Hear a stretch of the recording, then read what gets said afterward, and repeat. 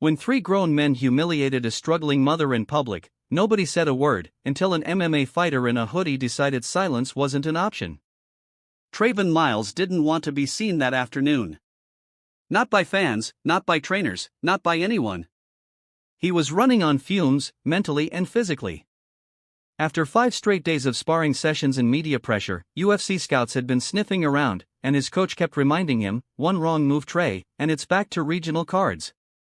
So he kept his head down, hoodie up, and drove across town to a place where no one knew his name, save more on Fremont Street in Stockton, California.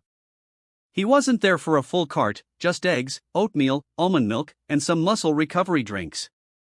Nothing special. He barely made eye contact with the cashier when he walked in. His earbuds weren't even playing music.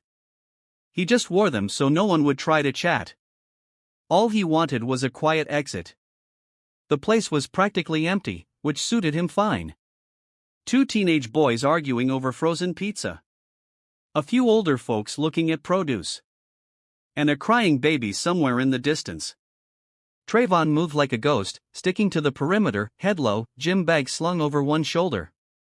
It wasn't until he got near the self-checkout area that his pace slowed. There was a sound that wasn't just noise, it was tone, sarcasm layered with cruelty. Loud enough to draw attention, but just shy of being considered harassment. Just loud enough to make the victim feel trapped without help. A woman, mid to late 20s, brown ponytail, gray hoodie with a bleach stain on the sleeve, stood at the counter. She was trying to scan a pack of diapers and a box of cereal. Her little boy, maybe 2 or 3, wide-eyed, resting his head on her shoulder. And behind her were 3 grown men laughing. One of them, thick-built, buzz-cut, cargo shorts and march, held up a can of beans and tossed it into his cart like he was playing a game. "Look, I'm doing it too. Hey lady, think they'll give me extra stamps if I wink at the cashier?" Another chimed in, pretending to be offended, "Come on, give her a break, bro. She's just teaching her kid how to hustle early. Respect the grind." They all cracked up. The cashier's eyes darted toward them, but she didn't say a word. The rest of the store acted like it wasn't happening. Trayvon stopped walking, right near the end of the frozen food aisle, just past the energy drinks. He turned his head slightly, just enough to see it all from the side. The mom wasn't yelling back. She wasn't defending herself. She just kept her head low, fumbling through her wallet, whispering something to her son, maybe to keep him calm. Her hands were shaking. Trayvon had been raised by a woman like her. A woman who never had the luxury of fighting back in public. A woman who swallowed her pride more times than she should have had to, just to keep her kids fed and the lights on. He stood there for a moment, stuck between 2 instincts. Get what he came for and leave quietly or say something. He looked down at his hoodie, damp from training, and his calloused knuckles. This wasn't a ring. There were no gloves, no ref, no crowd. But the line had already been crossed. The third man made a noise with his mouth, a loud kissing sound directed towards the mom. "Hey sweetheart, swipe that card twice, one for the kid, one for me." Trayvon exhaled through his nose. He turned left, let his bag drop to the floor behind a refrigerated bin, and walked with quiet, deliberate steps toward the scene. No one saw him coming, not yet. But something didn't sit right. As he turned the corner near the frozen section, the mom didn't even flinch anymore. You could tell this wasn't the first time. Not today, maybe not even this week. She moved like someone who'd learned how to stay small when things got loud. She reached for her debit card again with shaky fingers. Her son still clinging to her neck, eyes wide and confused. Trayvon stopped a few feet behind the group of men, close enough to hear everything, close enough that they should have noticed him, but they didn't. Not yet. The one with the buzz cut leaned closer to the mom's cart, poking at a loaf of bread. "Look at all this organic stuff. Guess the government's got taste now." That's when Trayvon spoke back up. Just 2 words, calm, low, control. "Back up." The men turned slowly, expecting some old man or a timid shopper. They weren't ready for Trayvon Miles. He stood with his arms relaxed, one hand still in the pocket of his hoodie, eyes locked on the guy in the front. Not angry, not smiling either, just there in that way that made it clear he wasn't going anywhere. Cargo Shorts guy raised his eyebrows. You talking to us? I said back up. Trayvon repeated, let her pay in peace. The mom looked up for the first time, surprised. She blinked like she wasn't sure if she was supposed to say something or stay silent. The man closest to her gave a scoffing laugh. Mind your business, bro. Trayvon took one step forward, still calm, still quiet. My business is watching three men act like high school punks around a mom trying to buy food for her kid. So yeah, this is my business now. For a second, no one moved. The third guy, the one who made the kissing noise, shifted awkwardly, glancing toward the registers. Man, he's just trying to flex. Come on. But Cargo Shorts wasn't backing down. His pride wouldn't let him. He puffed his chest a little and stepped up. Look, man. I don't know who you think you are, but nobody's scared of a gym rat in sweats. Trayvon didn't blink. Good. I'm not here to scare you. I'm here to stop you. The store had gone oddly quiet. The older couple at checkout stopped mid-scan. The teen boys who'd been arguing over pizza were frozen by the candy aisle, watching like it was a pay-per-view event. One of them even pulled out his phone. Cargo Shorts guy glanced at the phone, then back at Trayvon. That's when it clicked. He was being recorded. Now the pressure shifted. He didn't want to look weak. Not in front of his friends, not online. So he did what people like him always do when they're embarrassed. He escalated. He shoved Trayvon hard.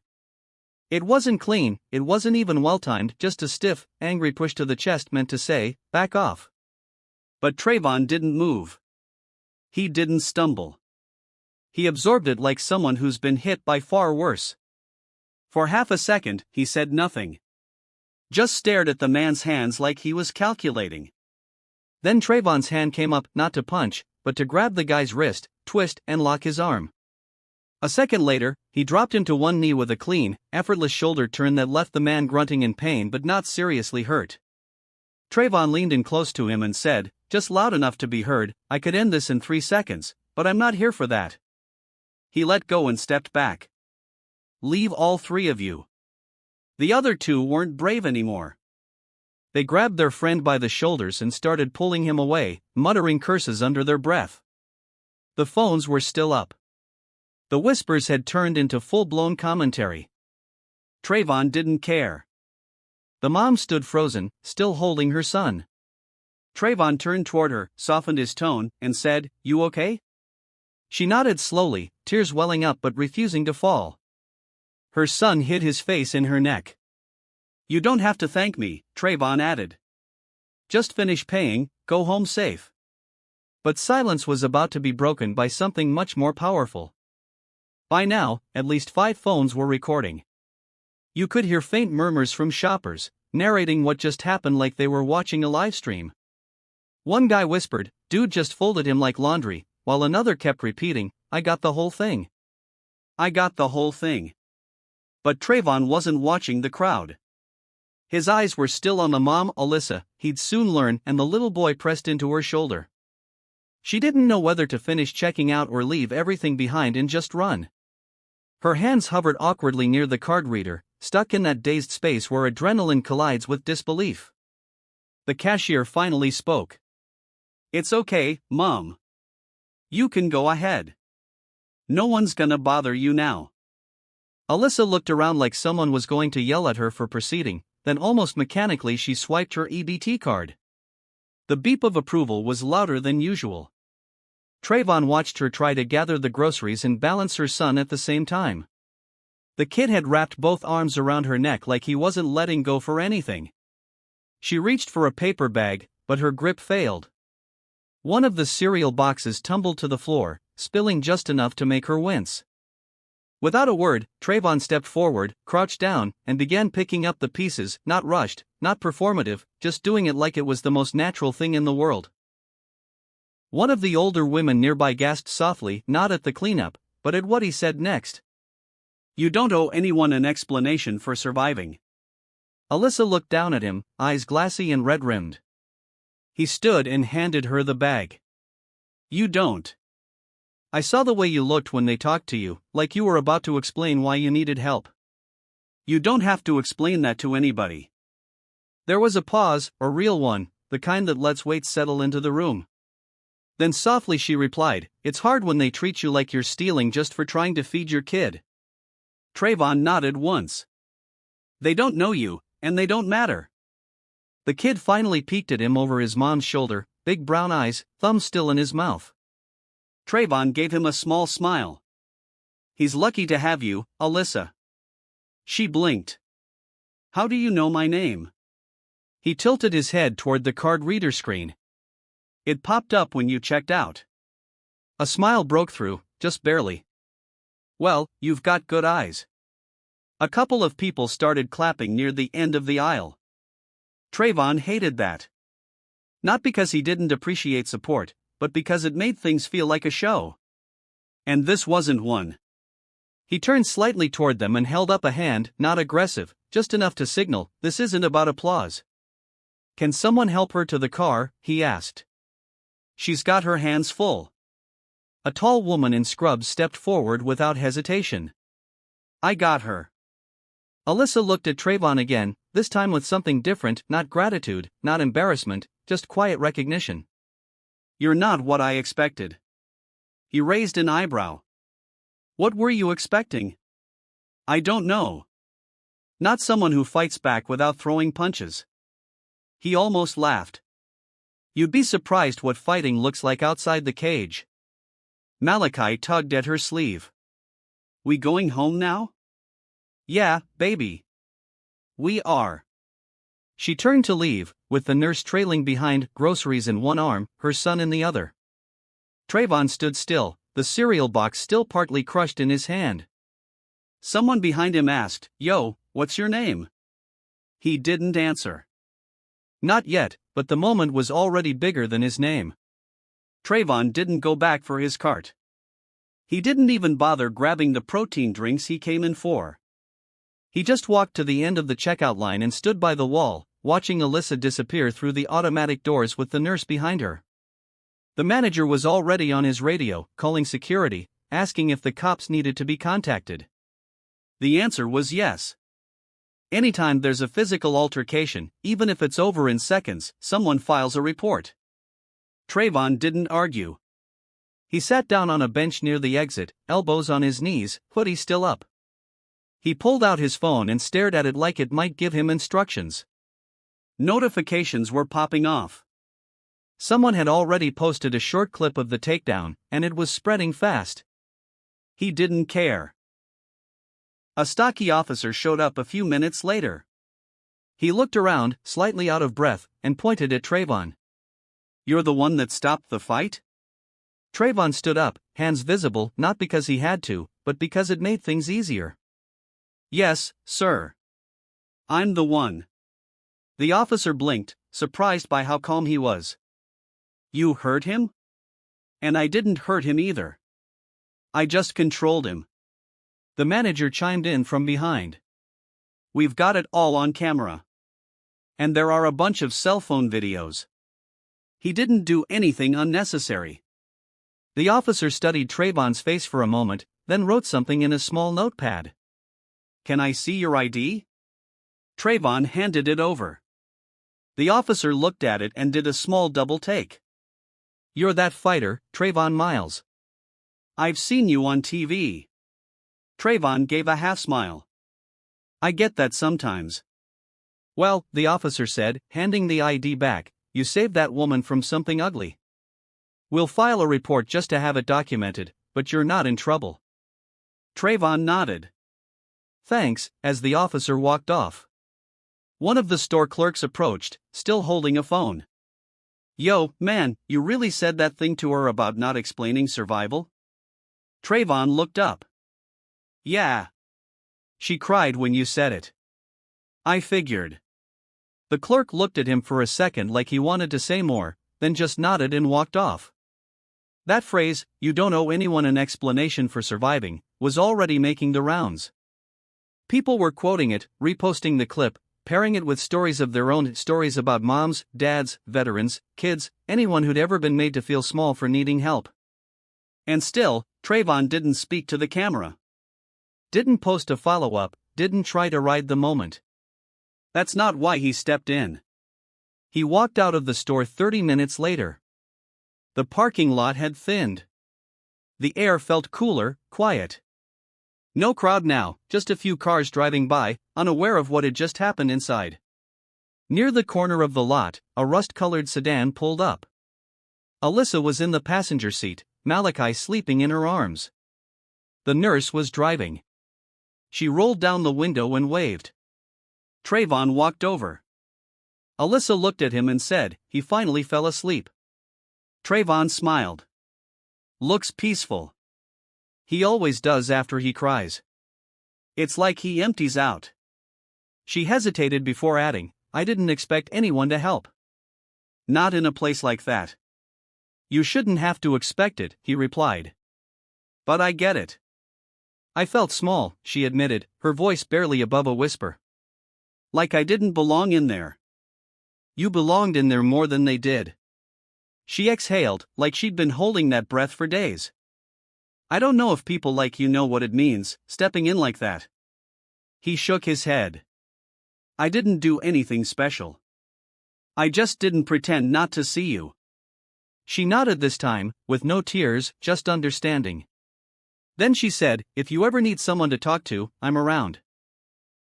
"I'm not much, but I make a mean peach cobbler." Trayvon chuckled. "That's tempting."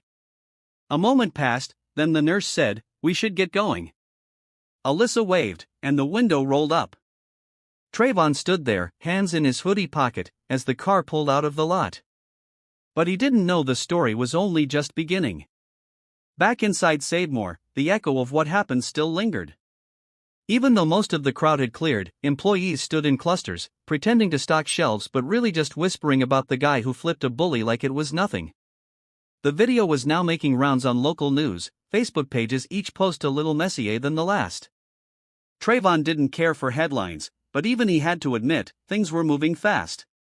He grabbed his gym bag from where he left it near the freezer section, zipped it up, and slung it over his shoulder. For a split second, he thought about heading back to grab those recovery drinks, but it felt off now, like anything ordinary would have ruined the weight of what just happened. Instead, he walked out through the side entrance, the one by the loading dock where no one was waiting, with a phone in hand. He passed a few workers on smoke break, eyes wide. One of them raised a hand for a quick wave, and Trayvon nodded once in return. That was enough. Back in his car, he sat for a while with the engine off, phone face down on the passenger seat. No music, no notifications, just the soft hum of traffic rolling by. A few streets over, he stared through the windshield and thought about something his coach had said to him months ago after a win. "You know the hardest thing about strength? Knowing when to use it and when to sit still."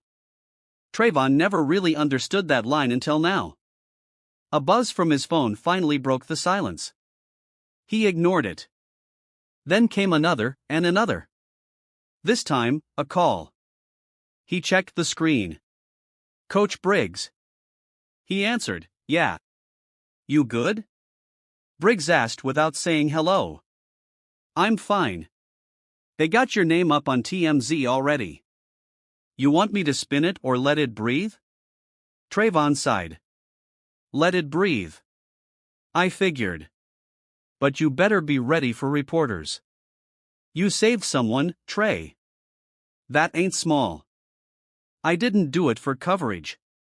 "I know. That's why it matters." They sat in silence for a moment, then Briggs asked, "You heading back to the gym?" "Not tonight." "All right. I'll call you tomorrow." "Proud of you, kid." Trayvon hung up. He started the engine but didn't put the car in gear. Instead, he thought about Alyssa, about the way her voice cracked when she said she felt small, and how many times he'd watched his own mom keep her head down in line while people behind her whispered and judged, just trying to get through the day without catching someone's eye. And Malachi, that kid was going to remember this day. Not the fight. Not the fear. But the way someone stood up for his mom without expecting anything back. That mattered more than any octagon win ever could. Eventually, Trayvon drove to a quiet stretch near Victory Park and parked beneath a tall sycamore tree. He got out, walked down a path toward a bench by the water, and just sat, no earbuds, no cameras, just stillness. A woman pushing a stroller walked by, gave him a cautious glance, then smiled when she recognized him. "You're that guy from the store," she said gently. Trayvon nodded. Unsure what to say, she didn't stop walking, just smiled again and said, "Thank you for reminding people what it looks like to care." He didn't respond. Just watched as she disappeared down the path.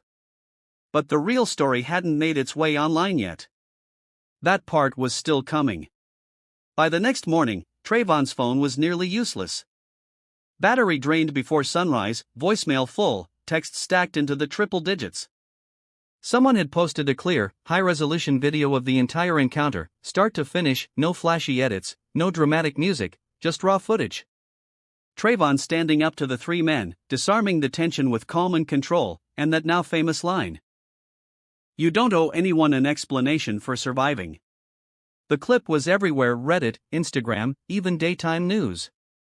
A few local influencers had already tagged him by name, and his social media accounts, which had been mostly gym clips and fight promotions, were now flooded with followers asking for interviews, podcasts, brand deals.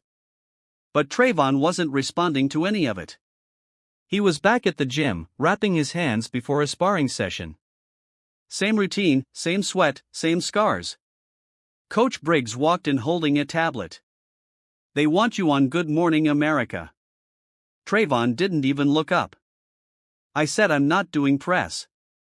"This ain't press. This is a whole country wanting to hear from you." Trayvon finished taping his wrist, then stood up. "Let the video talk," ringside, and dropped the tablet onto the bench. "I get it, but this is different. You didn't just win a fight. You gave people something to hold on to." Trayvon paused, looked at his coach. "You remember when I was 15 and got jumped outside Ridgeview High?" Briggs nodded. "I remember. You didn't throw a punch. Took a beating but never swung. I could have fought, but I knew if I did, I'd be the only one who got arrested. They'd say I was violent, dangerous." "Yeah, you told me that in the ER." Trayvon sat back down on the bench. "Same rule still applies. I only fight when someone needs me to." Coach didn't argue. Elsewhere, Alyssa had finally watched the video. A friend had sent it to her with no warning, and her first instinct was to delete it. She didn't want to relive the embarrassment, but curiosity won out. She watched the moment the cereal box hit the floor, watched Trayvon kneel to help, heard her own voice cracking on camera, and when she heard what he said, that line, her hand went to her mouth. She hadn't even realized people had been recording. The comments were overwhelming. "Protect this man at all costs. He didn't ask for help, he chose to help. Every kid deserves to see men like this in real life." She didn't owe anyone a thing, and he reminded her. Alyssa didn't have a platform, no big following, but she had her story. And 2 nights later, after putting Malachi to bed, she opened her notes app and started typing. She wrote about how she hadn't always needed help, about losing her job during the second round of layoffs at a trucking company, about picking up part-time shifts at a laundromat that paid just enough to almost make rent, about the shame of pulling out a benefits card in public, about how her son asked her once if people hated him because they were poor. Then she wrote about Trayvon, how he didn't lecture the bullies, didn't grandstand, just stood there, steady, like a wall between her and the people trying to break her down. She ended the post with a sentence that people would later quote almost as often as his. "Some people throw punches, others hold the line so the rest of us can breathe." It went viral within hours. Local news outlets began covering her story too, not the sensational version, but the one she told. The human one. And slowly, the focus shifted. This wasn't about an MMA fighter taking someone down. This was about what it means to stand in the gap when the world looks away. Trayvon never commented on the post, but he read it twice. But the most meaningful moment still hadn't happened, and it would take neither cameras nor crowd to capture it. A week passed. The noise didn't fade completely, but it got quieter. The hashtags slowed. The media requests shifted to newer stories. As always, the world moved on. But Trayvon didn't.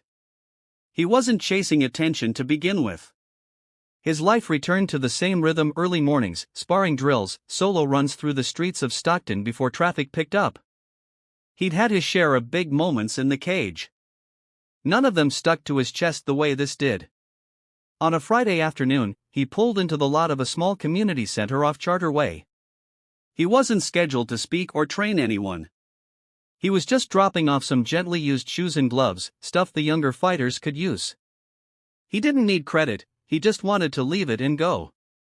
But as he stepped toward the front desk, a familiar voice caught his ear. Trayvon. He turned. Alyssa stood near the playroom entrance, a binder under one arm, and Malachi by her side, holding a juice box. She smiled as if they just bumped into each other at a coffee shop, like it was the most natural thing in the world. He smiled back. Didn't expect to see you here. I volunteer on Fridays. They've got a parenting class, and I help with intake. It's a little chaotic, but it pays in juice boxes and crayons. Malachi stepped forward, tugged on Trayvon's pant leg. You helped my mom. Trayvon looked down. Yeah, I guess I did. The kid nodded once, solemn, like he was accepting a medal. Then he went back to sipping his juice. Alyssa laughed. He's been practicing that for a week. Said he wanted to tell you himself. Well, Trayvon said, crouching down, he did a good job. She looked at the bag in his hand. Dropping stuff off? Yeah. Got more gear than I'll ever use. Figured someone else might need it. That's your thing, huh? Giving quietly. Trayvon shrugged. Loud doesn't always help. She nodded. I've been thinking about what you said, about not owing anyone an explanation. I'd never heard someone say that before. Not like that. He met her eyes. I meant it. I know. And I believe it now. It took a minute, but I do. There was a pause, not awkward, just quiet, comfortable. Then she added, I've been writing more lately. Little posts, just stuff about my life, about being a mom. People have been reading them. You're a good writer, he said. That last one you posted? That hit hard. Her eyes lit up. You read it? Yeah. You didn't like or comment. I don't do all that, but I read it. She smiled wider, then looked down at Malachi, who was now chasing a dust bunny near the baseboard.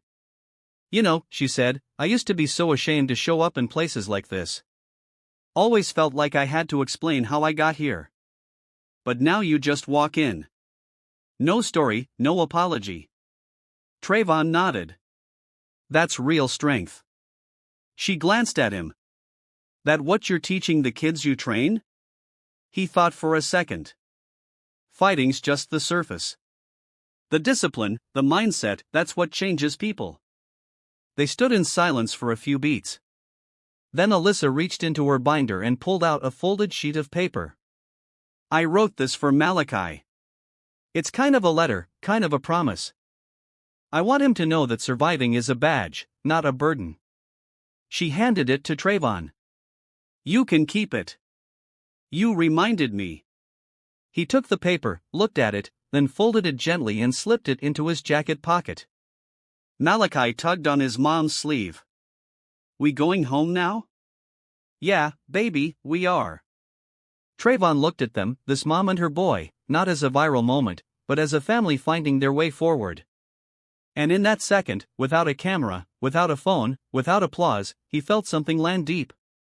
Not victory. Peace. If this story moved you, hit that subscribe button.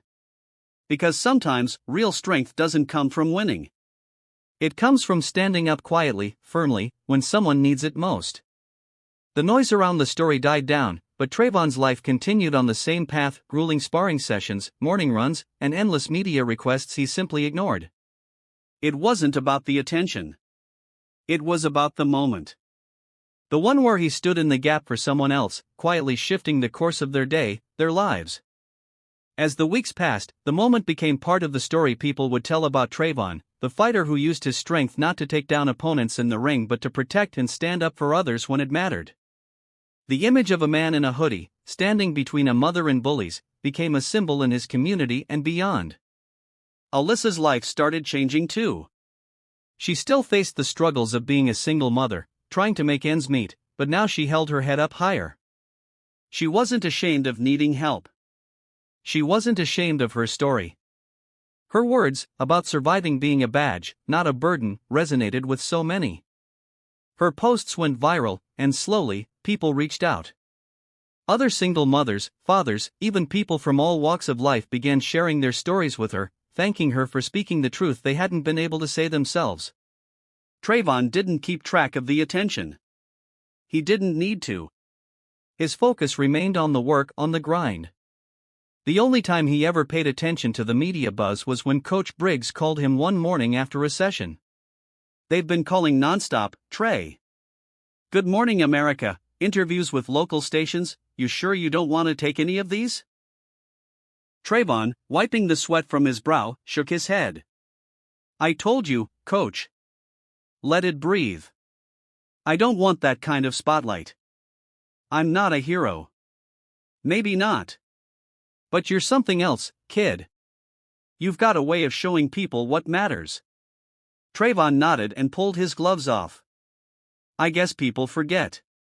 They need reminders. They need to see that it's not always about being loud. Sometimes, it's about holding the line when no one else will." Briggs gave him a long look before nodding. "You're right. Just don't forget that some people will never get the chance to be heroes. But you're showing them what it looks like." The gym was quiet again. Just the sound of bags being hit and the shuffle of feet on the mat. Trayvon's focus was unshakable now. He was ready for whatever came next, but he wouldn't be driven by the same things as others. Not the fame, not the viral posts, not the accolades.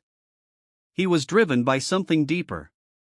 A few months later, he found himself back at the community center, doing what he always did: teaching, mentoring, helping the next generation. He noticed a shift in his attitude over time. He wasn't trying to prove anything to anyone. He wasn't fighting for recognition. He was just fighting because it was the right thing to do, because he'd been given a gift and was using it to make the world a better place, one moment at a time. Alyssa's family was doing better. The bond between mother and son had only strengthened. They found new ways to cope with the challenges life threw their way. Trayvon's quiet strength had helped them to realize that they were worthy, deserving of respect, and that their survival was, indeed, a badge of honor. It wasn't easy, and they had their ups and downs, but they were no longer walking through life feeling small. One day, as Trayvon was walking to his car after training, he saw Alyssa and Malachi waiting by a bench near the parking lot. Malachi ran up to him, this time with no hesitation, and held out a piece of paper. "You gave this to my mom," Malachi said, holding out a crumpled note. "She says it's important. You said we don't owe anyone an explanation." Trayvon took the note, unfolded it, and read the simple words, "Thank you for showing us how to stand tall." He looked down at Malachi, the little boy who had once been confused, now standing strong in his own quiet way, and smiled. "I'm just glad I could be there for you both." Alyssa walked up, her smile soft but warm. "You're a good man, Trayvon. Thank you for teaching us more than we ever could have learned on our own." Trayvon smiled back, his hand resting on Malachi's shoulder. "I didn't teach you anything," he said. "You were always stronger than you thought. You just needed to believe it." And with that, he got into his car and drove away, knowing he hadn't just made a difference in their lives but had quietly made a lasting impact on his community. This wasn't the kind of victory you could take credit for. It was the kind that left behind a ripple that, like the simple gesture of standing up for someone, could go on forever, impacting people in ways no one could predict. Trayvon didn't need to be in the spotlight to know his actions had changed lives. He knew it every time he saw a quiet moment, every time someone stood a little taller, and every time they realized that real strength wasn't about fighting, it was about showing up when it mattered. And that was enough for him. Thank you so much for watching. If you enjoyed the video, don't forget to hit that subscribe button and turn on notifications so you never miss an update. Your support means the world to us. See you in the next one.